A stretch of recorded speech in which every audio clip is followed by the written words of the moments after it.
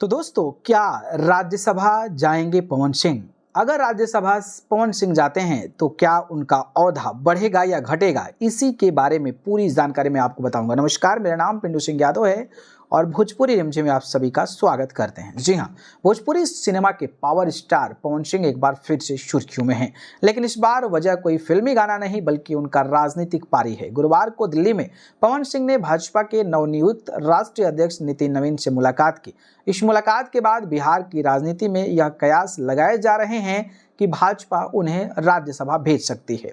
साल 2025 के बिहार विधानसभा चुनाव में पवन सिंह भाजपा के स्टार प्रचारक के तौर पर उभरे थे। माना जा रहा है कि एनडीए की बंपर जीत और राजपूत कुशवाहा समीकरण को साधने में पवन सिंह की भूमिका अहम रही है, जिसका इनाम उन्हें पार्टी राज्यसभा भेजकर दे सकती है। भाजपा सांसद मनोज तिवारी ने पहले भी संकेत दिए थे कि पार्टी ने पवन सिंह के लिए कुछ बड़ा सोच रखा है। काराकट से लोकसभा चुनाव हारने के बाद जिस तरह से पवन सिंह की भाजपा में घर वापसी हुई है और उनकी सीधी पहुंच गृह मंत्री अमित शाह तक हुई है, उससे उनके सदन जाने का रास्ता साफ नजर आ रहा है। नितिन नवीन के अध्यक्ष बनने के बाद यह पली बड़ी मुलाकात है। राजनीतिक जानकारों का मानना है कि भाजपा युवाओं और लोकप्रिय चेहरों को आगे बढ़ाकर बिहार में अपनी पकड़ और भी मजबूत करना चाहती है।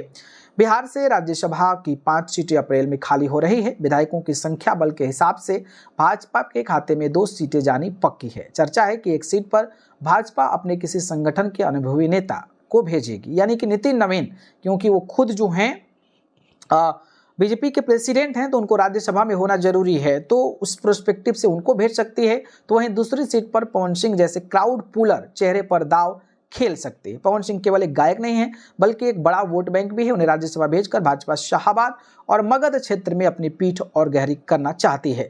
लेकिन एक बात मैं आपको कहूंगा कि अगर पवन सिंह राज्यसभा से सांसद जाते हैं तो उनका जो स्टेटस है, उनका जो वैल्यू है, वो कहीं ना कहीं घटेगा, क्योंकि राज्यसभा पब्लिक डोमेन से चुनाव नहीं होता है।